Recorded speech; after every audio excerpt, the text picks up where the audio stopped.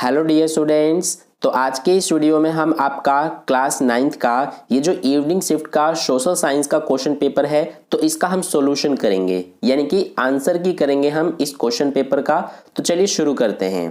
तो देखिए, सबसे पहले आपका है खंड क का क्वेश्चन नंबर 1। इसमें हमसे बोला गया था लूनी नदी डैश में बहती है। तो आपको पता होगा कि लूनी नदी भारतीय मरुस्थल में बहती है, यानी कि ए ऑप्शन इसका करेक्ट था।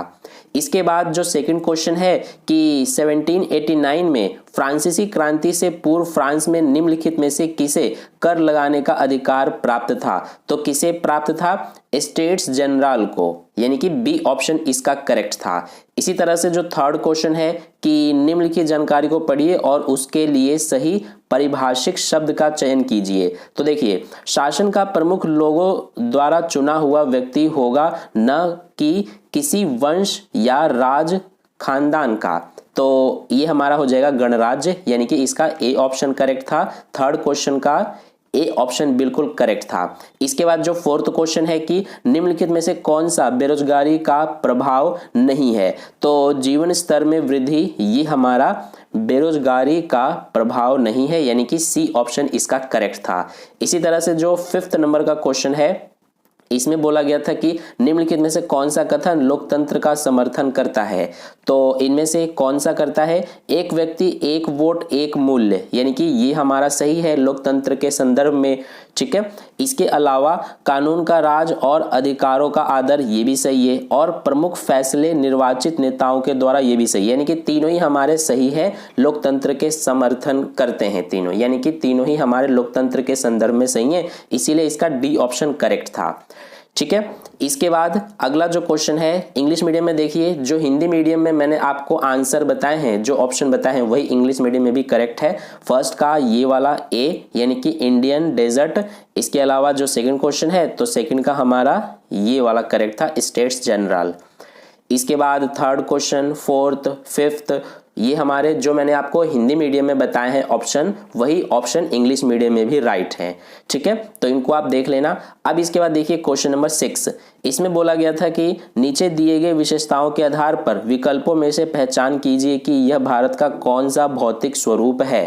तो पहला यहाँ पर हमें दिया गया है कि ये प्रायद्वीपीय पठार के किनारे एक संकीर्ण पट्टियों के रूप में स्थित है। दूसरा हमें दिया है ये अरब सागर से लेकर बंगाल की खाड़ी तक फैले हुए हैं। और तीसरा दिया है यहाँ बहने वाली नदियों में से एक नदी कावेरी है। तो ये तीनों क्या हैं? ये जो हमें दिए गए हैं, ये तटीय मैदान की विशेषताएं हमें दी गई हैं, ठीक है। यानी कि यहाँ पर सी ऑप्शन है, तो सी ऑप्शन इस 6th नंबर के क्वेश्चन का हमारा करेक्ट हो जाएगा, ठीक है। तो 6th का सी ऑप्शन बिल्कुल करेक्ट है। इसके बाद अगला क्वेश्चन है हमारा कि निम्नलिखित में से किस देश में खूनी रविवार की घटना हुई। तो किस में हुई थी? रूस में। और 8th क्वेश्चन है हमारा कि निम्नलिखित में से कौन सा प्राथमिक क्षेत्रक से संबंधित है, सही विकल्प की पहचान कीजिए। तो देखिए, पहला ऑप्शन हमें दिया गया पशुपालन। तो पशुपालन जो है ये हमारा प्राथमिक क्षेत्रक में आता है। इसके अलावा परिवहन नहीं आता, खनन भी हमारा प्राथमिक क्षेत्रक में आता है, यानी कि पहला और तीसरा हमारा करेक्ट है। बैंकिंग भी नहीं आता, तो पहला और तीसरा ये हमें बी ऑप्शन में दिया है, तो इसीलिए 8th का बी ऑप्शन हमारा करेक्ट हो जाएगा। इसके बाद नेक्स्ट है क्वेश्चन नंबर 9। निम्नलिखित में से कौन समाजवादी विचारधारा का समर्थक नहीं था। तो इनमें से कौन सा नहीं था? जार निकोलस द्वितीय, यानी कि सी ऑप्शन इसका करेक्ट हो जाएगा, ठीक है। तो क्वेश्चन नंबर 9 का सी ऑप्शन हो गया। इसके बाद इंग्लिश मीडियम में देखिए, जो मैंने आपको हिंदी मीडियम में ऑप्शंस बताए हैं वही इंग्लिश मीडियम में भी हमारे करेक्ट हैं, ठीक है। इसके बाद चलते हैं क्वेश्चन नंबर 10 पर। तो क्वेश्चन नंबर 10 को देखिए, इसमें सही मिलान की पहचान करने के लिए बोला गया है। तो इसमें हमारा पिनाशे जिम्बाब्वे, ये हमारा सही नहीं है। इसमें जो हमारा ये वाला है ना, परवेज मुशर्रफ पाकिस्तान, तो ये हमारा सही मिलान है। परवेज मुशर्रफ का पाकिस्तान से जो मिलान किया गया है ये हमारा सही है, ठीक है। तो इसीलिए सी ऑप्शन इसका करेक्ट हो जाएगा। इसके बाद क्वेश्चन नंबर 11 देखिए, इसमें बोला है निम्नलिखित में से कौन सा गैर आर्थिक क्रिया का उदाहरण है। तो देखिए, पहला है कि बैंक में काम करना। बैंक में काम करने से हमें पैसे मिलते हैं। अपने बच्चों को पढ़ाना है, अपने बच्चों को पढ़ाने से पैसे थोड़ा ना मिलते हैं, यानी कि हमारा बी ऑप्शन करेक्ट हो जाएगा। ये हमारा जो है ये गैर आर्थिक क्रिया का उदाहरण है, ठीक है। तो 11th का बी हो गया। इसके बाद देखिए नेक्स्ट 12th क्वेश्चन, इसमें बोला है आदित्य की आयु 12 वर्ष है एवं वह पटाखा फैक्ट्री में काम करता है, बताइए आदित्य के किस मौलिक अधिकार का हनन हो रहा है। तो उसके शोषण के विरुद्ध अधिकार, ये जो अधिकार है इसका हनन हो रहा है, क्योंकि वो अभी 12 वर्ष का है और वो फैक्ट्री में काम कर रहा है। ठीक है, तो इसीलिए ये हमारा सी ऑप्शन इसका करेक्ट हो जाएगा। इसके बाद नेक्स्ट है क्वेश्चन नंबर 13, इसमें बोला गया है कि निम्नलिखित में से कौन सा कथन महात्मा गांधी राष्ट्रीय ग्रामीण रोजगार गारंटी अधिनियम 2005 के संदर्भ में गलत है। तो इनमें से ये वाला, यह अधिनियम शहरी क्षेत्रों के लिए रोजगार को सुनिश्चित करता है, ये सही नहीं है, बल्कि ग्रामीण लोगों के लिए रोजगार को सुनिश्चित करता है, यानी कि सी ऑप्शन इसका करेक्ट हो जाएगा। इसके बाद अगला क्वेश्चन चलते हैं जो हमारा नेक्स्ट क्वेश्चन है। तो नेक्स्ट क्वेश्चन देखिए, इंग्लिश मीडियम में जो मैंने आपको हिंदी मीडियम में राइट ऑप्शन बताए हैं वही इंग्लिश मीडियम में भी करेक्ट हो जाएंगे। जैसे कि 10th का सी ऑप्शन हमारा करेक्ट हो जाएगा। इसी तरह से 11th क्वेश्चन जो है तो 11th का बी ऑप्शन करेक्ट हो जाएगा, ये वाला टीचिंग ऑन चिल्ड्रन। ठीक है, इसी तरह से क्वेश्चन नंबर 12, 13 है। इसके बाद देखिए क्वेश्चन नंबर 14, इसमें बोला गया है कि 2011 की जनगणना के आंकड़ों के अनुसार निम्नलिखित में से किस राज्य की साक्षरता दर सबसे अधिक है। तो किस राज्य की है, केरल की सबसे अधिक साक्षरता दर है। ठीक है, इसके बाद क्वेश्चन नंबर 15 जो है, निम्नलिखित में से कौन सा कथन भारतीय संविधान के संदर्भ में गलत है। तो भारतीय संविधान के संदर्भ में ये वाला, भारतीय संविधान राजतंत्रात्मक शासन पद्धति पर बल देता है, ये सही नहीं है। ठीक है, यानी कि ये गलत है, इसीलिए हमारा आंसर जो हो जाएगा वो बी वाला हो जाएगा, क्योंकि हमसे गलत का पूछा गया था कि भारतीय संविधान के संदर्भ में गलत कौन सा है, तो हमारा ये वाला है बी ऑप्शन वाला। इसके बाद क्वेश्चन नंबर 16 देखिए, इसमें बोला है राकेश शहरी क्षेत्र का निवासी है, बताइए निर्धनता रेखा से ऊपर आने के लिए उसे न्यूनतम कितनी कैलोरी की आवश्यकता होगी। तो उसे 2100 कैलोरी की आवश्यकता होगी, यानी कि ए ऑप्शन इसका करेक्ट हो जाएगा। इसके बाद है क्वेश्चन नंबर 17 जो कि अभिकथन और कारण वाला क्वेश्चन है। तो इसमें बोला है नीचे दिए गए प्रश्न में दो कथन दिए गए हैं, एक अभिकथन और दूसरा कारण, कथनों को पढ़िए और सही विकल्प का चयन कीजिए। तो देखिए अभिकथन जो है ये हमें क्या दिया गया है, जापान एक विकसित देश है, तो ये तो हमारा सही है कि जो जापान है वो हमारा एक डेवलप्ड कंट्री है, एक विकसित देश है। इसके अलावा कारण में बोला है कि जापान ने मानव संसाधन पर निवेश किया, तो ये भी हमारा सही है, यानी कि अभिकथन भी सही है और कारण भी सही है। तो इसमें अभिकथन और कारण दोनों सही हैं, लेकिन जो कारण है ना वो अभिकथन की सही व्याख्या भी है। ठीक है, तो इसीलिए ए ऑप्शन जो है वो हमारा करेक्ट हो जाएगा 17th क्वेश्चन का। देखिए अभिकथन एवं कारण दोनों सही हैं और कारण अभिकथन जो है उसकी सही व्याख्या करता है, तो इसीलिए हमारा 17th का ए ऑप्शन करेक्ट हो जाएगा। इसके बाद क्वेश्चन नंबर 14 देखिए, इंग्लिश मीडियम में जो मैंने आपको हिंदी मीडियम में बताए हैं वही इंग्लिश मीडियम में भी करेक्ट हैं।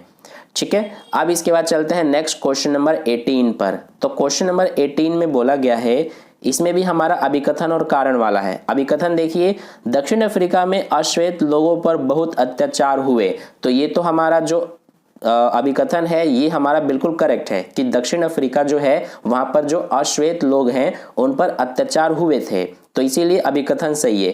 कारण बोला है कि दक्षिण अफ्रीका के शासक रंग भेद में विश्वास नहीं करते थे, तो ये हमारा कारण जो है ना ये गलत है।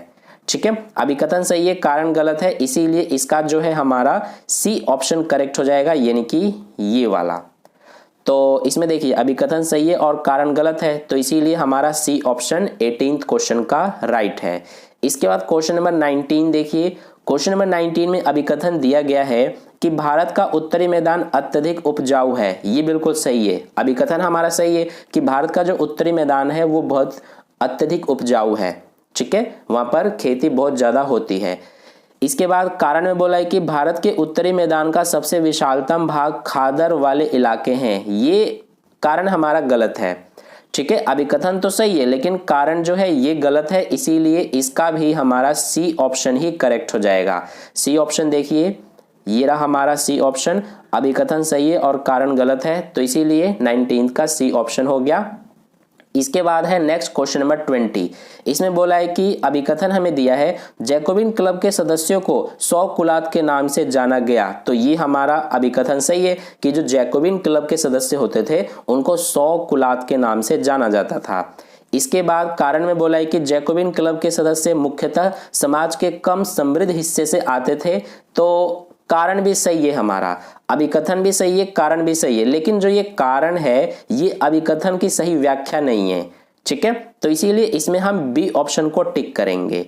ठीक है, बी ऑप्शन में हमें बोला गया है कि अभिकथन एवं कारण दोनों सही है, परंतु कारण संकल्पना यानी कि अभिकथन की सही व्याख्या नहीं करता, तो इसीलिए इसका बी ऑप्शन हमारा बिल्कुल करेक्ट हो जाएगा।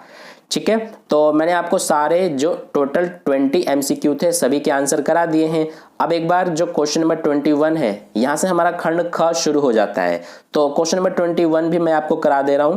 तो देखिए खंड ख में जितने भी क्वेश्चंस हैं सारे 2 मार्क्स वाले थे। ठीक है, तो पहला क्वेश्चन था हमारा इसमें कि अग्नि अध्यादेश के माध्यम से हिटलर को कौन कौन से अधिकार प्राप्त हो गए थे। तो इसमें अग्नि अध्यादेश के माध्यम से हिटलर को कौन कौन से अधिकार प्राप्त हो गए थे ये हमसे पूछा गया है।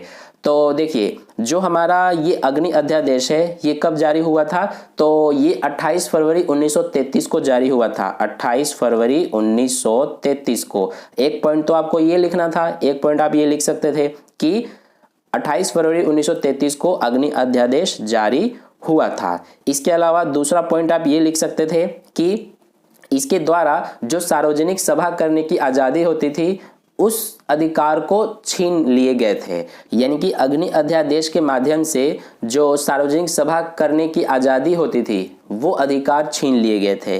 ठीक है, तो इसका आंसर जो मैंने आपको बताया है ना वही आप इसका आंसर लिख सकते थे। इसके बाद इसमें अथवा वाला क्वेश्चन भी दिया गया है, तो आपको ये या फिर ये दोनों में से कोई एक करना था। इसका भी आंसर देखिए मैं आपको करा दे रहा हूं। बोला गया कि प्रथम विश्व युद्ध में जर्मनी के हार के कारणों की व्याख्या कीजिए। तो प्रथम विश्व युद्ध जो था उसमें जर्मनी की हार हुई थी, क्यों? तो देखिए पहला तो कारण ये हो जाएगा कि अमेरिका का युद्ध में शामिल होना, यानी कि अमेरिका जो है वो युद्ध में शामिल हो गया था, एक तो ये कारण हो जाएगा। और दूसरा ये हो जाएगा कि आर्थिक रूप से कमजोर हो गया था, जो जर्मनी है वो आर्थिक रूप से कमजोर हो गया था।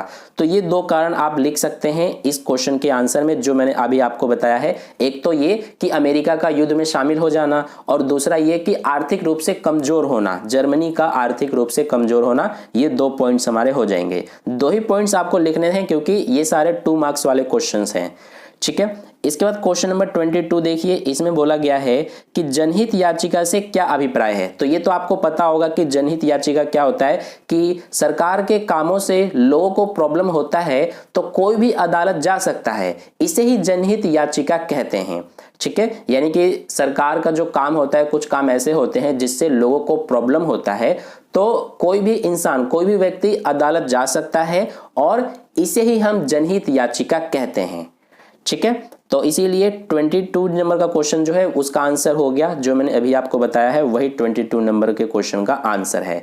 इसके बाद क्वेश्चन नंबर 23 में बोला है सिंधु नदी तंत्र की विशेषताओं का वर्णन कीजिए। तो इसमें कोई 2 विशेषताएं आपको लिखनी थी। ठीक है, क्योंकि ये 2 नंबर वाला क्वेश्चन था। पहला विशेषता ये हो जाएगा कि सिंधु नदी तंत्र जो है ये हमारा अरब सागर से मिलती है, एक तो ये हो गया। दूसरा ये हो जाएगा कि यह नदी भारत में लद्दाख से प्रवेश करती है। ठीक है, तो 2 पॉइंट्स मैंने आपको बता दिए हैं, यही 2 पॉइंट्स आपको लिखने थे। अब जरूर नहीं है कि जो मैंने आपको 2 पॉइंट्स बताए हैं यही आप लिखो, इसके अलावा और दूसरे पॉइंट्स भी अगर आपको याद है तो वो भी आप लिख सकते थे। ठीक है, क्वेश्चन नंबर 24 देखिए, इसमें बोला है कि बफर स्टॉक को परिभाषित कीजिए। तो क्या होता है बफर स्टॉक? आपको पता होगा कि सरकार द्वारा जो प्राप्त अनाज होता है, जैसे गेहूं, चावल, इनका जो भंडार होता है ना, उसे ही हम बफर स्टॉक कहते हैं। ठीक है, तो इसका आंसर हो जाएगा हमारा कि सरकार द्वारा प्राप्त अनाज, गेहूं और चावल का जो भंडार होता है उसे ही बफर स्टॉक कहते हैं। तो ये हो गया हमारा क्वेश्चन नंबर 24। इसके बाद नेक्स्ट देखिए क्वेश्चन नंबर 25 जो है, यहां से हमारा खंड ग शुरू हो जाता है। तो क्वेश्चन नंबर 25 से हम नेक्स्ट वीडियो में कर लेंगे। आई होप आपको इतना समझ में आ गया। तो वीडियो को एक लाइक कर देना, अपने दोस्तों में भी शेयर कर देना, और अगर आपने चैनल को सब्सक्राइब नहीं किया तो सब्सक्राइब करके बेल आइकन प्रेस कर लेना, ताकि अगली वीडियो अपलोड करते ही सबसे पहले आप तक पहुंच जाए। ठीक है, और ये जो पीडीएफ है क्वेश्चन पेपर का, इसका जो पीडीएफ है ना, वो मैं आपको टेलीग्राम ग्रुप पर सेंड कर दूंगा, वहां से डाउनलोड कर लेना आप, और ये पूरा जो क्वेश्चन पेपर है इसको आप देख लेना। ठीक है, अगर आपने टेलीग्राम ग्रुप ज्वाइन नहीं किया है तो ज्वाइन कर लेना, लिंक आपको डिस्क्रिप्शन में मिल जाएगा, वहां पर क्लिक करके आप ज्वाइन कर सकते हो। तो मिलते हैं फिर अगले वीडियो में।